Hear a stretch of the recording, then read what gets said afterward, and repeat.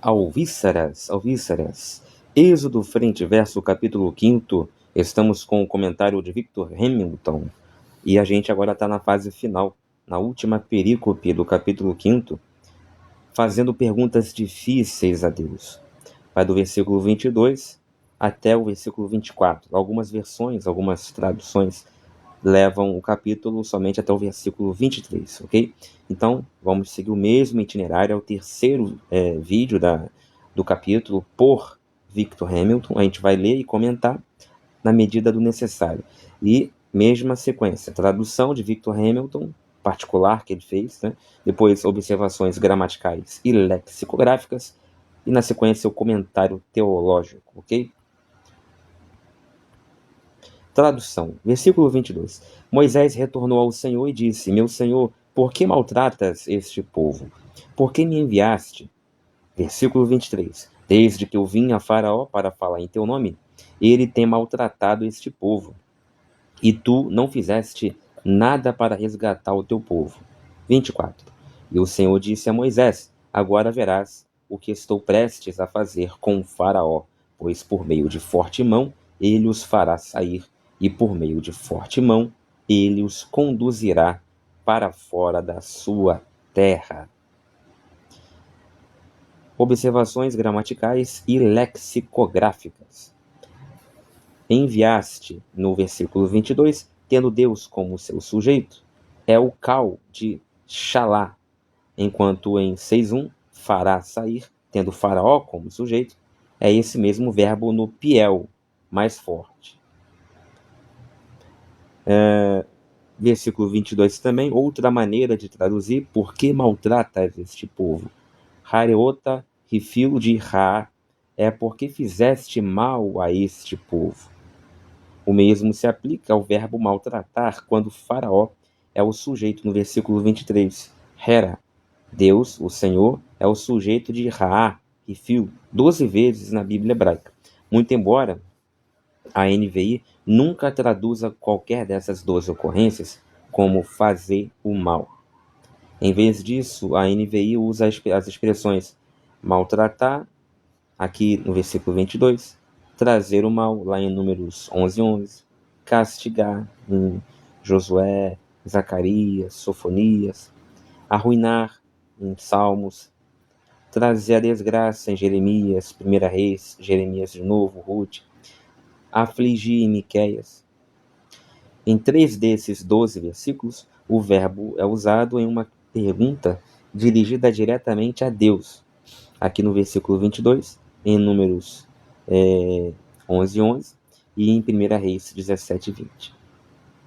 Então, comentários sem grande importância até aqui, né? Agora vamos aos comentários teológicos. 2 ou mais questões por que, numa rápida sucessão em um mesmo versículo, são comuns nas Escrituras. Lembremos-nos, por exemplo, das perguntas do Senhor: por que estás irado? Por que te descaiu o semblante? Feitas a Caim lá em Gênesis 4:6. Ou das perguntas de Labão a Jacó: por que fugiste secretamente e me enganaste? Por que não me disseste? No mesmo versículo, Gênesis 31:27. Ou das palavras da mãe de Sísera sobre seu filho na canção de Débora: por que a sua carruagem demora a vir? Por que o som da sua carruagem não se ouve? Então, isso é lá em Juízes 5:28. Então, são 2 perguntas iniciadas por quê no mesmo versículo. E aqui o Victor Hamilton vai dizer que 2 ou mais questões, por quê, numa rápida sucessão, em um mesmo versículo, são comuns nas Escrituras, ok? Para mim, ainda não se considera um comentário teológico. Isso aqui, para mim, é um comentário gramatical e lexicográfico que deveria estar na parte anterior. Mas vamos seguir.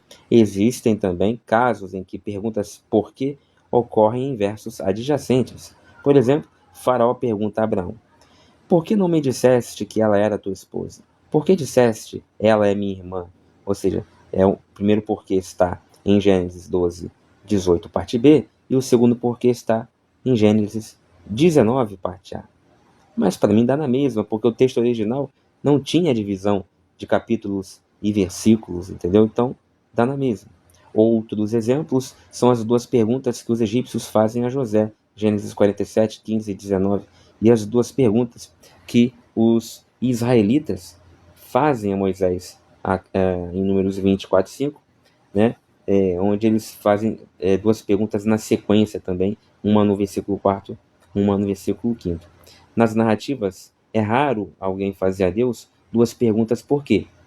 Em Juízes 21, 3, os israelitas perguntam a Deus por que isso aconteceu com Israel? Por que uma tribo desapareceria de Israel hoje? Ninguém faz isso mais do que Moisés. Aqui, em 5:22, 32, 11, 12, por que a tua ira se acenderia contra o teu povo? Por que os egípcios diriam, etc, etc. Também em Números 11, 12, por que trouxeste esse problema sobre o teu servo? Por que tu me dizes para carregá-los em meus braços? Então, são duas perguntas por que na sequência, às vezes no mesmo versículo, às vezes em versículos consecutivos, mas feitas a Deus, ou às vezes também feitas ao faraó, como é o caso aqui no capítulo 5º. O fato é que Victor Hamilton vai dizer que é uma característica, né, do hebraico antigo. Moisés inicia uma grande tradição de contar a verdade, falar a verdade nas orações bíblicas. Ele não emprega qualquer clichê ameno ou chiboletes.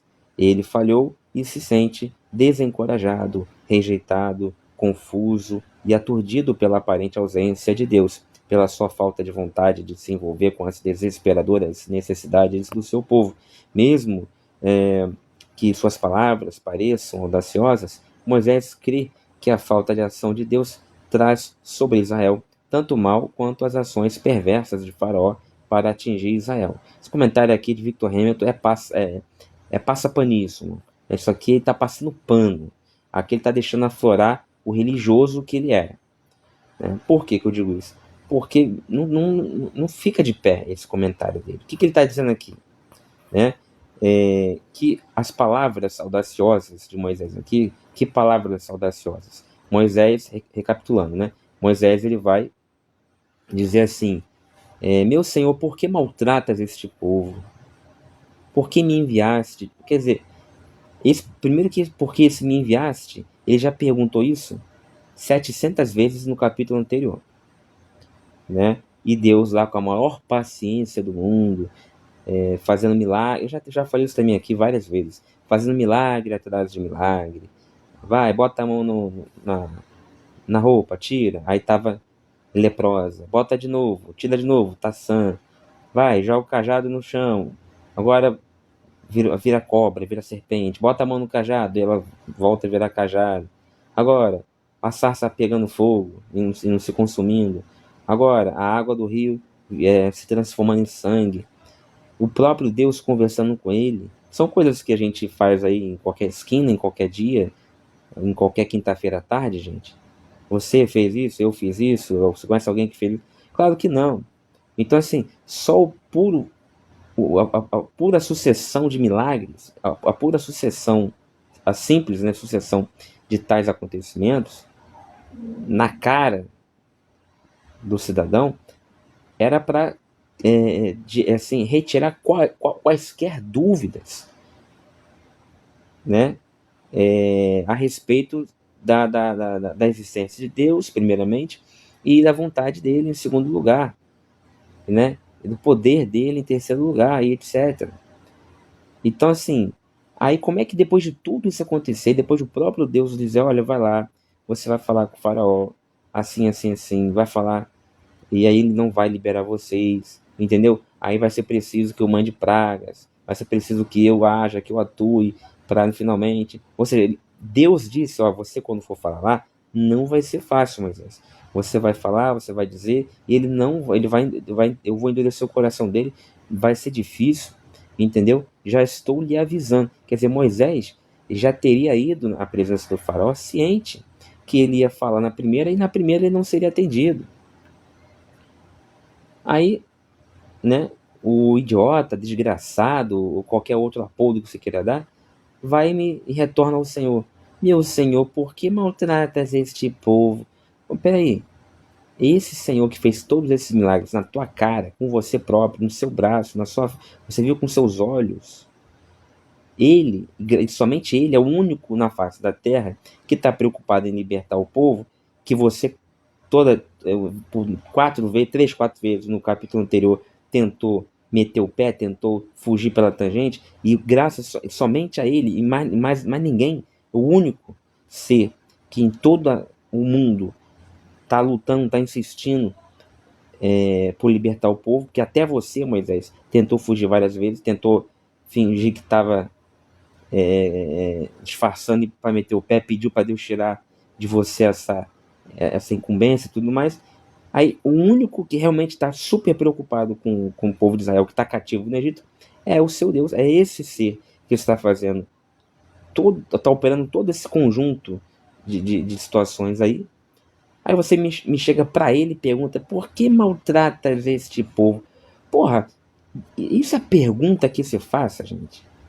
Se você lê a Bíblia com inteligência, tá? E não cair nessas pegadinhas de pastores, de comentaristas, teólogos de igreja, como o Victor Hamilton, você vai ver que não faz sentido. Esse comentário do Victor Hamilton aqui, entendeu? Vou botar de novo aqui na tela. Moisés inicia uma grande tradição de contar a verdade e falar a verdade nas orações bíblicas. Ele não emprega qualquer clichê, papapá. Ele falhou e se sente desencorajado, confuso, etc e tal. Mesmo que suas palavras pareçam audaciosas, primeiro que não parecem, são palavras abusadas. Moisés crê que a falta de ação de Deus está tudo acontecendo exatamente conforme Deus falou. Ó, inclusive, Deus já havia falado: você vai chegar lá, vai falar, e o faraó vai dar de ombros. Está acontecendo exatamente o que Deus falou. Mas, enfim, Moisés crê que a falta de ação de Deus traz sobre Israel tanto mal quanto as ações perversas de Faraó para atingir Israel. É sério que esse que é o comentário brilhante que o Victor Hamilton tem? A omissão de Deus é tão devastadora. Omissão, né? Omissão, tá bom. A omissão de Deus é tão devastadora quanto a comissão de Faraó. Então, assim, com esse comentário aqui, você não compra uma penca de bananas na feira. É para jogar fora, na primeira lata de lixo, a mais próxima que tiver. Realmente é um comentário ridículo que demonstra, mais uma vez, aquela situação em que o comentarista, por ser pastor, presbítero, reverendo, raio que o pare, tá? Mas, enfim, por pertencer a um sistema teológico, por pertencer a uma igreja, a uma editora evangélica, por pertencer, por ter um cargo, por ter uma família, né, um reconhecimento dentro de sua comunidade, enfim, por sustentar a si mesmo, sua mulher e seus filhos com dízimos e ofertas que vêm através, né, ou diretamente, ou através de salários de pastor, ou através de salários de editor, ou seja lá o que for. Enfim, isso é mais um exemplo, mais uma prova de que em situações assim, o camarada, o comentarista, vai escrever abobrinha.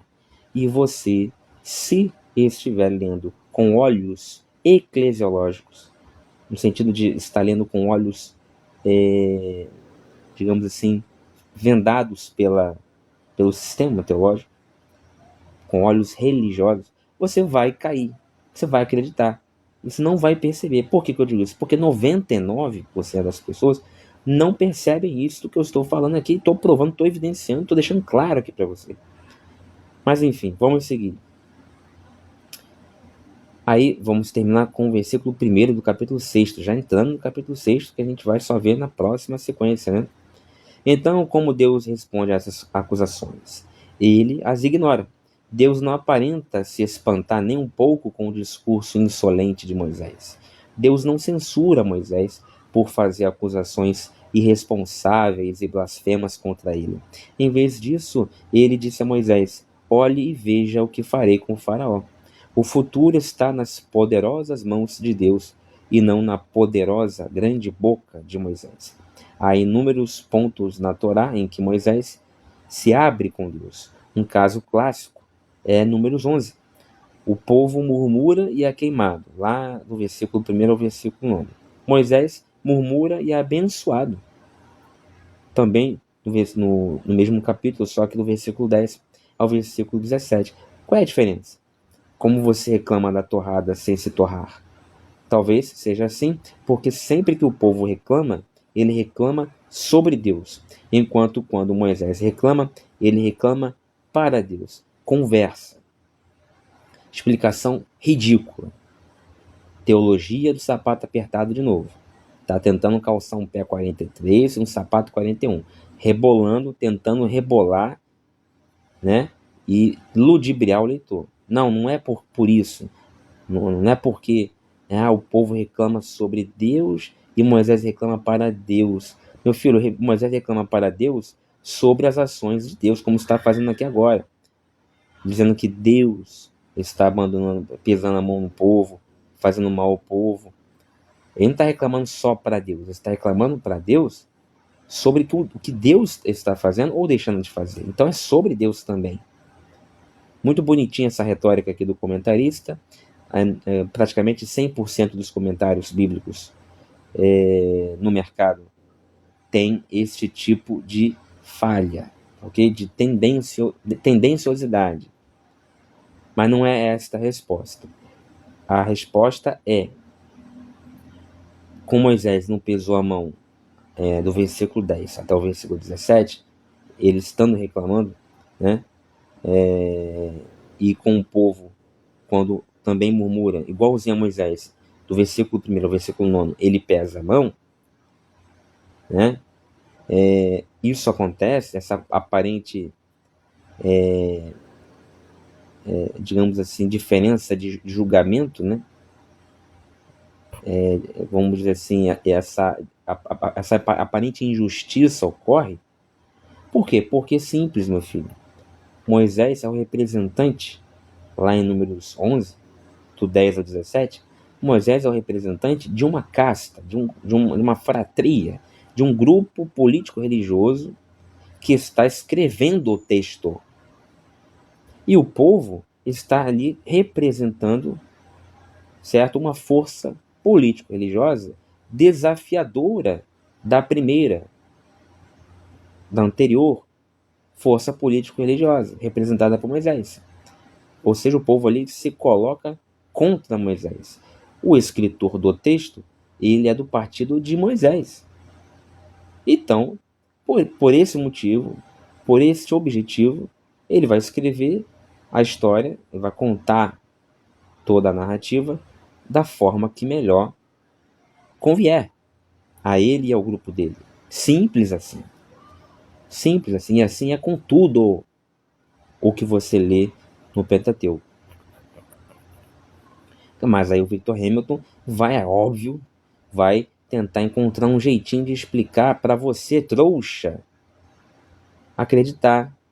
O que não pode é aceitar o óbvio, que a Bíblia tem muitíssimos erros, muitíssimas complicações, muitíssimas incongruências, muitíssimas falhas.